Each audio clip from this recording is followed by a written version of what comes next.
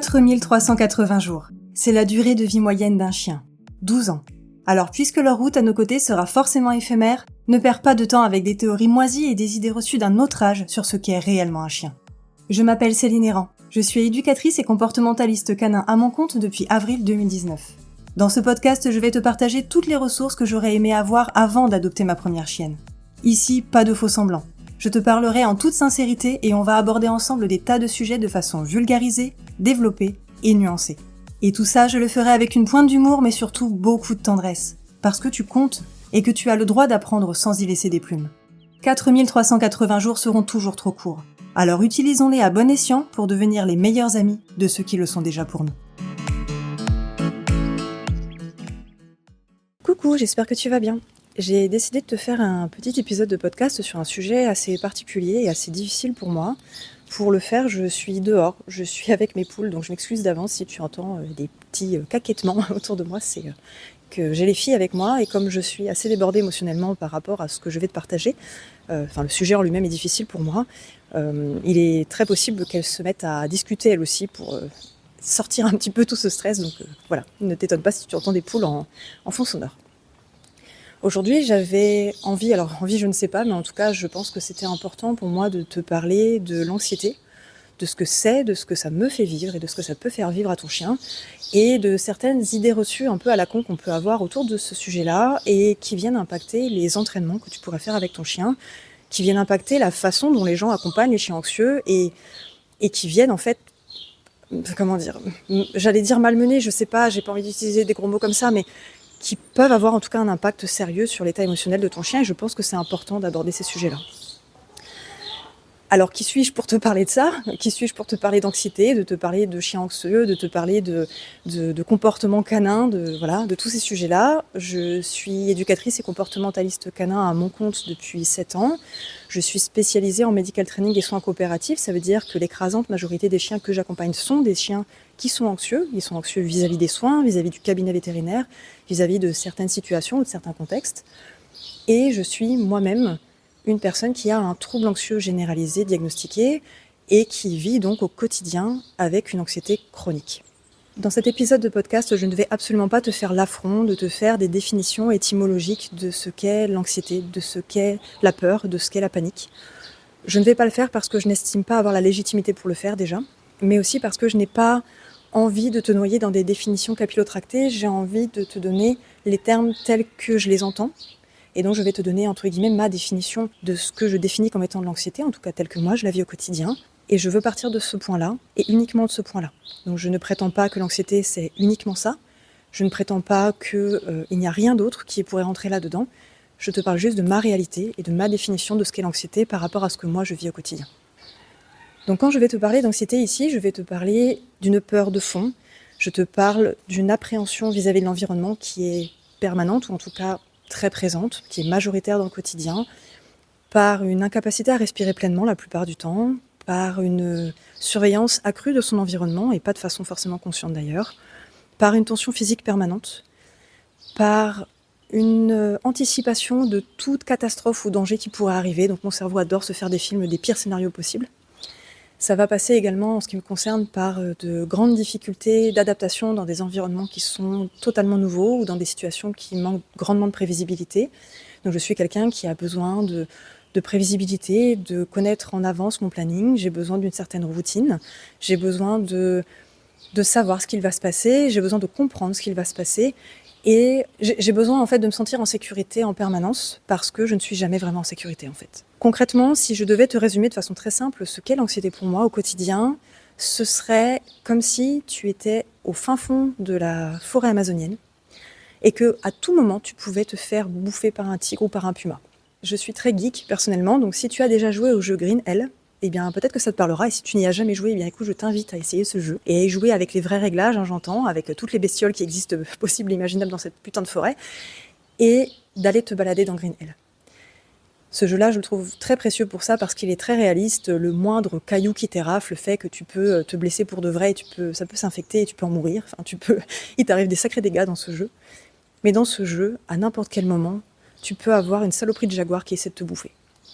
À n'importe quel moment, si tu marches dans l'eau, tu peux avoir une raie qui était là et qui t'a piqué. Tu peux te retrouver empoisonné à cause d'une raie ou à cause d'une petite grenouille qui était extrêmement mignonne et qui manifestement voulait ta mort. L'anxiété, c'est un peu ça en fait, dans mon quotidien. C'est-à-dire que là, au moment où je t'enregistre cet épisode, je suis dans mon jardin. Dans mon jardin. Je suis chez moi. Je suis en sécurité chez moi. Et pour autant, je suis pas du tout en sécurité en fait. C'est-à-dire que là, au moment où je te parle, je suis en train de faire les 100 pas dans mon hangar et je me retourne régulièrement dès que j'entends le moindre bruit. Je suis en surveillance active vis-à-vis de tout ce qui se passe. Et là, par exemple, au moment où j'étais en train de te parler, il y a simplement un drap qui a claqué au vent à cause de la brise. Et ce petit claquement-là, complètement anecdotique, il m'a fait louper un battement de cœur. C'est ça pour moi l'anxiété. Voilà, ceci était une longue introduction autour de l'anxiété, mais de fait, il fallait que je te parle d'une situation que j'ai vécue hier. Hier, j'ai dû emmener Rune en pension, et ça m'a déclenché une énorme crise d'angoisse, et ça m'a fait revivre une situation traumatique. Pourtant, ça s'est très bien passé pour Rune dans l'absolu, et il ne s'est rien passé de grave du tout. Mais pour moi, ça a été le déclencheur pour me remettre en perspective un traumatisme que j'ai vécu il y a plus de 3 ans. Et donc, avant de commencer cet épisode réellement, parce que là, je vais essayer de faire une introduction autour de ça, mais avant d'aller plus loin dans cet épisode, je veux mettre ici, dès maintenant, un énorme trigger warning. Je veux te dire dès maintenant que dans cet épisode, je vais te parler donc de peur, je vais te parler de crise d'angoisse, je vais te parler d'une anxiété profonde, lourde, et qui au moment où je t'en parle m'en fait littéralement physiquement trembler. Mais je vais aussi et surtout te parler de la perte de mon chien précédent, Vulcain, et de son euthanasie, et de ce que ça a impliqué chez moi. Je vais donc te parler de sujets extrêmement difficiles, et donc si tu ne te sens pas prête à écouter cet épisode, si ce sujet est trop difficile pour toi, s'il te plaît, prends soin de toi en priorité, tu n'es pas obligé d'écouter cet épisode, personne ne t'y oblige, surtout pas moi. Donc autorise-toi à t'arrêter ici, à ne pas l'écouter, ni pour le moment, ni peut-être jamais, et ce sera complètement ok pour moi, bien au contraire. La priorité pour moi, c'est que tu prennes soin de toi. Donc si je te fais cet épisode aujourd'hui, c'est parce que j'ai vécu une situation extrêmement banale. Une situation très banale, et pourtant qui a été extraordinairement anxiogène pour moi. J'ai dû emmener ma chienne, Rune, ma chienne actuelle, en pension. On a pour projet de partir en voyage avec mon chéri pendant quelques jours, et donc il était nécessaire que Rune aille en pension pour ce voyage-là, parce qu'il n'était pas possible de l'emmener. Ce qu'il faut savoir, c'est que je n'ai jamais pris de vacances sans mes animaux. Depuis que j'ai eu Laska, lorsque j'ai eu 19 ans, je n'ai jamais pris de vacances sans mes animaux. J'ai toujours fait en sorte de les emmener avec moi, peu importe où j'allais. Donc déjà, le simple fait d'emmener Rune en pension, c'était déjà un sujet en soi. Ça peut l'être déjà pour beaucoup de personnes. J'en ai parlé un petit peu avec la gérante de la pension, qui m'expliquait qu'il y a beaucoup de familles, en réalité, qui sont anxieuses à l'idée de mettre leur chien en pension la première fois. Donc c'est déjà, de façon générale, un sujet qui peut être anxiogène pour certaines personnes. Mais tu t'imagines bien qu'ayant moi-même un trouble anxieux généralisé, ça a pris des proportions qui sont plus importantes. Alors tu peux entendre du coup les filles. Voilà. J'avais envie de te laisser écouter, mais évidemment, quand je te laisse le micro pour que tu les écoutes, évidemment, c'est à ce moment-là qu'elle décide de se taire. Donc faire le choix de laisser Rune en pension pour une journée d'essai comme ça a été un sujet qui était très difficile pour moi, qui m'a demandé de beaucoup écouter mon anxiété, de beaucoup l'accompagner, de beaucoup la prendre en compte. Et j'espérais, en tout cas, je pensais avoir réussi à faire du bon travail. On commence le trigger warning là, d'accord ? On va parler d'euthanasie, malheureusement. On va parler de la perte de Vulcain, de la perte de mon chien, et on va parler de ce que ça m'a fait vivre. Si tu ne connais pas Vulcain, si tu ne connais pas ma page depuis très longtemps, Vulcain était un croisé labrador bosseron que j'ai adopté à 3 mois. Et ça a été le chien de ma vie. Et Vulcain est resté avec nous jusqu'à ses 9 ans. 1 mois à peu près avant son décès, on a découvert qu'il avait un cancer. Il avait un carcinome inopérable de la prostate et de la vessie. Et Vulcain a souffert de plus en plus, et surtout il avait de moins en moins de facilité à uriner. Et c'est ce qui a fini par déclencher la nécessité de l'euthanasier, parce qu'il était en grande souffrance malgré de nombreux médicaments donnés, et qu'il ne pouvait plus uriner tout seul. Et pour nous, il était hors de question de faire de l'acharnement thérapeutique, donc dès lors que l'on s'est rendu compte que ça n'allait pas pour lui, et ça ne faisait que quelques jours, mais qu'on voyait bien que ça ne s'améliorait pas du tout, on a pris la décision la plus difficile que j'aurais pu faire. Pardon, je me rends compte que j'arrive même plus à parler, c'est très dur. On a pris la décision la plus difficile de notre vie, on a décidé de demander au vétérinaire de faire euthanasier Vulcain. Et donc j'ai eu mon chien dans les bras, et on l'a laissé partir, on l'a fait partir, on l'a pas laissé, on l'a fait partir, alors qu'il était dans mes bras. Et ça fait 4 ans maintenant, c'est encore gravé au fer rouge dans ma mémoire. Le truc, c'est que quand Vulcain était à la maison à cette époque, on était déjà dans la maison dans laquelle on est actuellement, et cette maison a été en travaux pendant très longtemps, elle y est toujours d'ailleurs. Et c'est avéré qu'au moment où Vulcain était chez nous, notre lit était dans le salon à l'époque parce qu'on n'avait pas encore de chambre. C'est anecdotique, tu t'en fous un peu, mais tu vas comprendre pourquoi je te parle de ça. En fait, notre lit était dans le salon, positionné contre le mur d'une certaine façon, et c'est à cet endroit-là précis que je dormais, quand je dormais contre Vulcain les derniers jours avant son euthanasie, et c'est à cet endroit-là précis que je dormais le soir du jour où on l'a euthanasié et où je me suis retrouvée toute seule dans le lit, sans mon chien, je veux dire. Je me suis retrouvée sans mon chien dans le lit ce soir-là. Depuis, on a avancé dans nos travaux, on a une chambre, donc le lit est parti de là, mais à cet endroit-là, à la place du lit, s'est retrouvé notre canapé. Et donc finalement, quand je me retrouve allongée sur le canapé, je suis sensiblement dans la même position que lorsque j'étais dans le lit il y a 4 ans. Et donc là, on se retrouve 4 ans plus tard, avec un projet qui n'a rien à voir, avec Rune, ma petite merveille d'amour, qui n'a rien à voir non plus, qui va très bien, qui n'a pas de soucis de santé majeurs, en tout cas absolument pas aussi important que le cancer de Vulcain à l'époque. Et donc hier, on a laissé Rune pendant une journée d'essai dans une pension, et on est rentré à la maison sans elle. On est rentré à la maison sans ma chienne. C'est là que je me suis retrouvée confrontée à mon trauma, alors que jamais de la vie j'y aurais pensé, honnêtement. Le soir, avec mon chéri, on regardait la télé et on était sur le canapé. Et moi, j'ai tendance à beaucoup aimer m'allonger sur le canapé pour regarder la télé. Et donc, je me suis retrouvée allongée sur le canapé exactement au même endroit et dans la même position, c'est-à-dire dans le même sens par rapport à la pièce que quand j'étais dans le lit le soir où Vulcain est parti.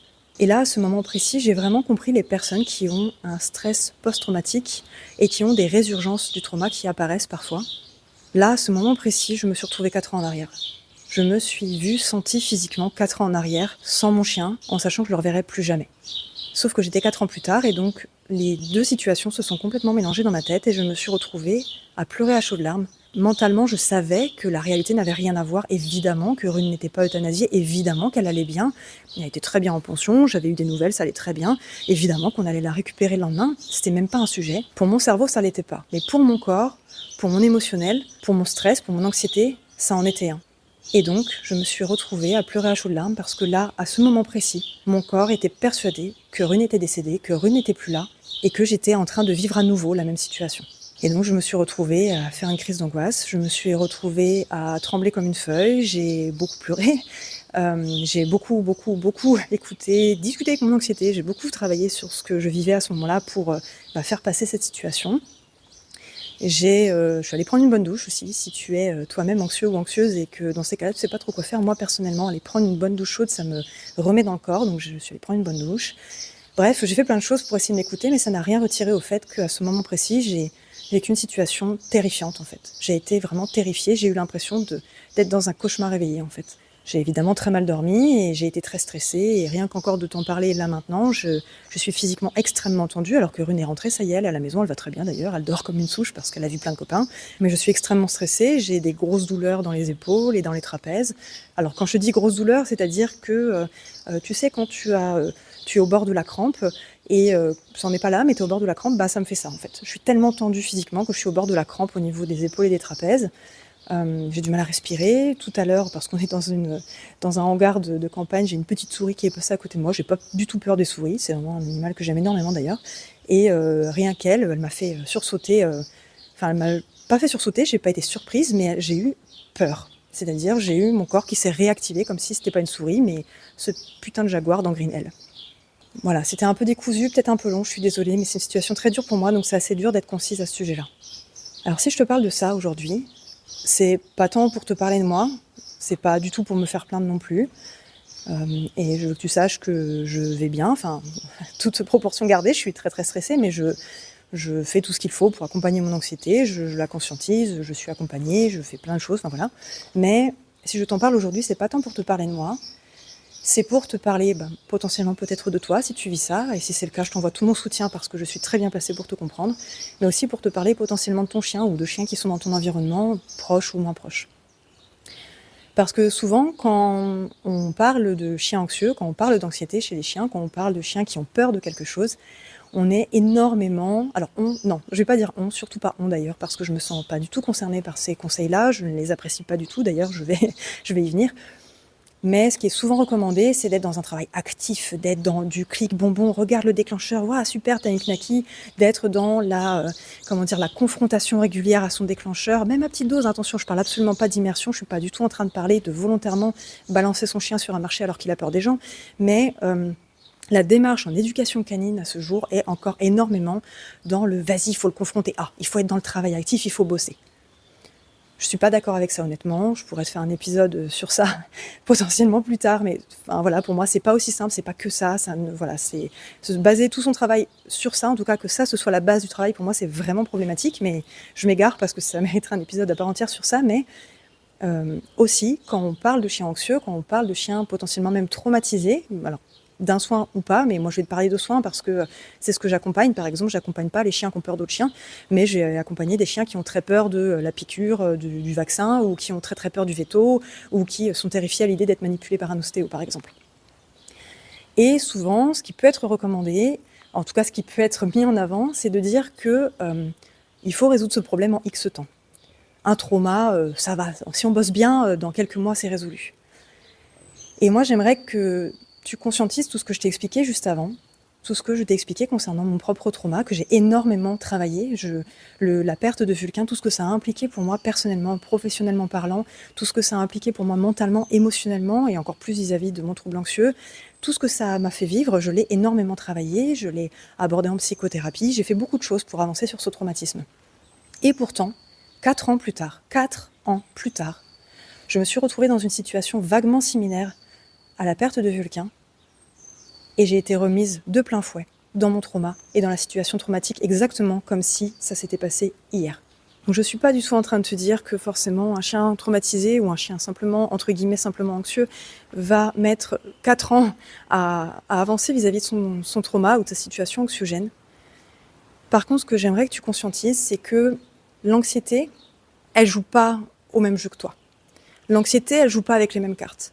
L'anxiété, elle a tous les cheat codes, vraiment. Elle a tous les codes de triche de ton jeu vidéo.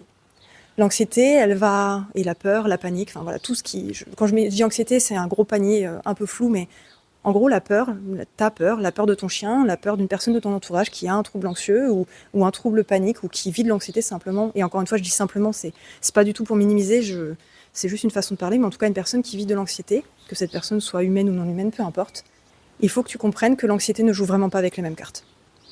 L'anxiété, elle va, à un moment donné, de façon complètement inattendue, peut-être te ressortir un trauma qui date de 4 ans. Elle va faire des liens extrêmement étranges entre des situations qui ont, sur le papier, pas grand-chose à voir. C'est comme ça que tu peux avoir un certain nombre de chiens qui vont généraliser des anxiétés. Par exemple, un chien qui a peur des feux d'artifice et qui va se mettre à généraliser au pétard, au coup de feu, au claquement d'une porte et je ne sais pas, à un autre bruit sourd comme le bruit de démarrage de ta hotte, par exemple. Ou à une poubelle qui tombe dehors parce qu'il y a eu du vent, tu vois. En fait, l'anxiété, elle est tentaculaire, en fait. L'anxiété, elle me fait penser à tu sais, cette matière glauque et collante, là, dans Venom. Elle me fait penser à ce truc hyper collant qui est tentaculaire et qui pourrait toucher à des choses auxquelles tu n'aurais même pas pensé une seule seconde dans ta vie, en fait. La peur, l'anxiété, le traumatisme, elle va être tentaculaire, elle va toucher à des tas de sujets. Alors attention, je ne suis pas du tout en train de te dire que ça va toujours être le cas, je ne suis pas en train de te dire que ça sera forcément le cas d'ailleurs. Ce que je veux te dire par là, c'est que l'anxiété, elle ne se range pas dans une boîte. On ne peut pas dire que la peur, on arrive à la contrôler. On essaie de la contenir. La peur, concrètement, c'est un peu comme un fleuve. C'est-à-dire tu peux essayer de mettre des barrages, tu peux essayer de mettre des digues pour que le fleuve se contienne à tel endroit, mais un jour il y aura des crues peut-être, et dans ce cas-là, tes digues et ton barrage, ils vont juste se péter la gueule, c'est tout. Ça ne veut pas dire qu'on ne peut rien faire, mais ça veut simplement dire que vraiment la peur, ça ne se contrôle pas comme on le pense, ou en tout cas comme on peut le prétendre parfois. La peur, ça nous inonde, ce n'est pas contrôlé par l'individu qui le vit, clairement. Évidemment que moi aussi je trouve ça extrêmement con d'avoir fait une crise d'angoisse monumentale alors que ma chienne était simplement en pension avec des potes. Évidemment que mon cerveau trouve ça débile. Ça n'a pas empêché à mon corps de se sentir en danger.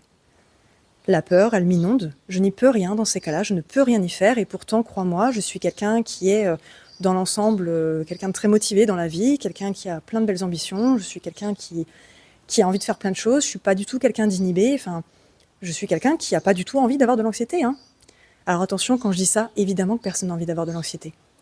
Si je dis ça, c'est pas aux personnes qui en vivent, je dis ça aux personnes qui peuvent être un peu sceptiques autour de ça.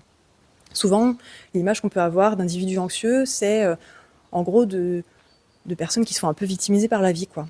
Et je trouve que cette idée reçue, elle est vraiment, bon, évidemment, nulle à chier, mais elle est surtout extrêmement fausse, en fait. C'est-à-dire que, évidemment, que personne ne choisit d'être anxieux, personne ne décide de l'être. Les personnes qui sont anxieuses, humaines ou non humaines, le subissent, et elles n'ont pas décidé d'être comme ça. Mais en plus, je connais énormément de personnes qui ont de l'anxiété au quotidien, un trouble anxieux, voire un trouble panique, et qui, en fait, aimeraient 1000 fois ne pas être chez eux, dans leur maison au calme, et aimeraient faire plein d'autres choses dans leur journée, mais en fait ne peuvent juste pas le faire. Donc, il ne faut pas confondre timidité et anxiété, il ne faut pas confondre être introverti et être anxieux, ça n'a rien à voir. Tu peux tout à fait être introverti et pourtant être hyper courageux dans la vie, c'est pas un problème. D'ailleurs, tu peux être très courageux dans plein d'aspects de ta vie et pour autant avoir un trouble anxieux généralisé.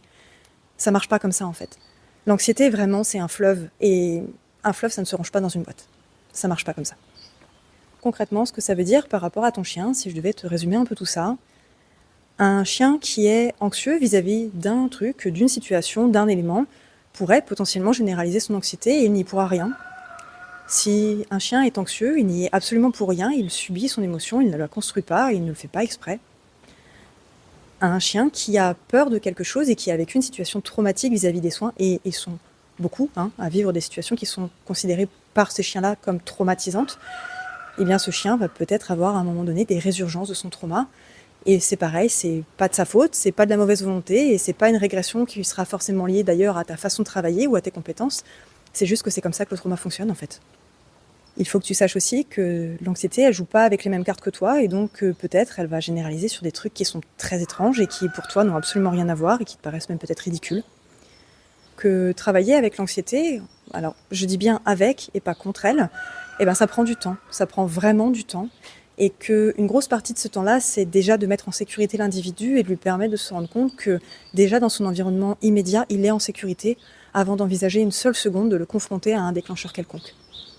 Parce que là, moi actuellement, là, tendue comme je suis, après la situation traumatique que j'ai vécue, si là tu me mets une tégénère ou une mygale à 1 mètre de moi parce que j'ai peur accessoirement des araignées, je vais juste être dans un état de stress incommensurable et potentiellement que là, cette situation-là qui, si émotionnellement j'étais plus résiliente, j'allais mieux, etc., n'aurait peut-être pas été très anxiogène ou traumatisante, selon comment c'est et à quelle distance est l'araignée, etc., mais voilà, mais qui là, aujourd'hui, pourrait être réellement une situation terrifiante au possible. Donc non, l'accompagnement de l'anxiété, ce n'est pas en premier lieu faire du travail actif, en aucun cas. Surtout pas même, surtout pas. Et oui, quand on accompagne une personne anxieuse, qu'elle soit humaine ou non humaine, une bonne partie de ce temps-là, potentiellement, ça va être de ne rien faire. Alors pas de ne rien faire, mais dans notre image très, alors pas moderne, j'en sais rien, parce que je trouve pas que ce soit vraiment une image moderne de l'éducation canine, au contraire, même je trouve que c'est extrêmement ancré et natif de l'éducation traditionnelle coercitive, où on est dans l'action en permanence et on passe son temps à être au cul de son chien, à lui dire quoi faire, comment le faire, où le faire. Mais on a encore beaucoup tendance en éducation canine à être dans le travail actif, et personnellement, pardon, j'en rigole un peu jaune, mais ça m'irrite en fait très fort, je préfère en rire qu'en pleurer, mais ça m'irrite très fort en fait quand on revendique une éducation qui se veut moderne, bienveillante. Alors bienveillante, j'avoue que ce terme me sort par les yeux maintenant parce qu'il est devenu tellement... il a plus de sens, alors que c'est un mot qui à la base est d'une grande beauté. Mais pour moi, on ne peut pas se revendiquer d'être dans une éducation moderne et bienveillante si la première chose qu'on fait, c'est du travail actif. Parce que, surtout autour de l'anxiété, j'entends, autour de la peur, etc., même, autour de plein d'autres sujets, j'aurai de toute façon ce discours-là aussi, mais je vais parler seulement de ce que moi j'accompagne pour pas m'empiéter sur des plates-bandes qui ne sont pas les miennes, mais l'accompagnement d'individus anxieux, ça ne se fait pas en premier lieu par un travail actif. Parce que sinon, c'est simplement mettre du sucre d'éducation positive sur un jeu de cartes d'éducation coercitive. Et pour moi, il y a un vrai problème de fond avec cette dynamique-là. Quand je dis ça, je ne critique personne, je ne vise personne, je ne pense à personne honnêtement. Si tu ne sais pas comment je suis, ni comment je gravite dans mon milieu au quotidien, ni comment je travaille, il faut savoir que je ne suis absolument aucun travail d'autres pros, aucun, pas même des pros que j'adore, et que je vais consciencieusement et très rarement sur les pages des gens que j'aime beaucoup, et c'est tout. Donc je ne sais pas comment les autres pros travaillent, et donc quand je critique une démarche, je ne critique pas une personne, et je ne pense à personne en particulier, vraiment pas. Tout simplement parce que je ne sais simplement pas comment et qui travaille comme ça. Je sais que ça existe parce que j'ai eu des élèves qui ont vécu ça, qui l'ont subi, parce que je l'ai vécu et subi moi-même en tant qu'élève, peu importe. Mais toujours est-il que, sache-le, je ne critique personne. J'aurais encore énormément de choses à te dire autour de l'anxiété, autour de la peur, autour de tout ce que ça représente. Je pense que je te dirais une dernière chose à ce sujet. Des grosses émotions ne sont pas forcément liées à des grosses expressions. Souvent, on a tendance à se dire que le chien qui panique, qui part en courant, la queue sous lui, est un chien terrifié, alors que le chien qui se rigidifie un peu, ça va, il gère. Et que la personne qui fait une crise d'angoisse monstrueuse, à pleurer à chaudes larmes et limite à en crier de peur, va être forcément plus anxieuse qu'une personne qui s'inhibe et qui ne bouge plus et qui a juste les larmes qui coulent sur ses joues. Bah écoute, je vais te dire un tout petit secret, mais la crise d'angoisse monstrueuse que j'ai fait hier et la résurgence de ma situation traumatique a été extrêmement silencieuse. J'ai pas fait un bruit. J'ai pas fait un bruit. J'ai juste pleuré en silence. J'ai vécu une des situations les plus anxiogènes de ma vie. J'ai vécu une résurgence d'un des plus gros traumatismes de ma vie. Et pourtant, je n'ai pas fait un bruit. Je n'ai pas fait un bruit quand je pleurais. Je n'ai pas fait un bruit quand j'étais en train de faire une crise d'angoisse monumentale. Juste, je pleurais en silence. Je n'arrivais plus à respirer en silence. J'étais figée, rigide, incapable de bouger. J'étais contractée, limite cadavérique dans ma posture. Mais j'ai pas fait un bruit. Et honnêtement, si une personne était rentrée dans la pièce, elle se serait peut-être dit que je faisais juste un peu la gueule. Elle ne se serait probablement pas dit que je vivais une situation très anxiogène et que j'étais en train de vivre à ce moment précis l'un des plus gros traumas de ma vie. Donc je crois que je clôturerai là-dessus. Et n'hésite pas à me dire si c'était à peu près clair, si ça t'a intéressé ou si tu as des questions, parce que j'aurais encore beaucoup à dire. Mais je clôturerai sur ça, ouais. Ce n'est pas parce qu'un chien s'exprime beaucoup qu'il est forcément extrêmement anxieux, et ce n'est pas parce qu'un chien s'exprime peu qu'il n'a pas beaucoup peur. Ça ne marche pas comme ça, le vivant ne marche pas comme ça. Donc prends soin de toi, surtout si tu vis, toi aussi, des situations anxiogènes, ou si tu as une anxiété au quotidien, voire un trouble anxieux, voire un trouble panique. Je t'envoie tout mon soutien, prends vraiment soin de toi. Et prends soin de ton chien. Prends soin de lui s'il est anxieux, prends soin de lui s'il a besoin de temps. Prends soin de lui s'il a vécu des situations traumatiques et garde en tête qu'il va avoir besoin de temps, de soutien, de beaucoup de travail passif et surtout pas actif, et donc c'est-à-dire de ne pas le confronter en permanence à son déclencheur en espérant que le déclencheur le déclenche moins, et garde en tête qu'il ne le fait absolument pas exprès. Prends soin de toi. Prends soin de ton chien. À bientôt!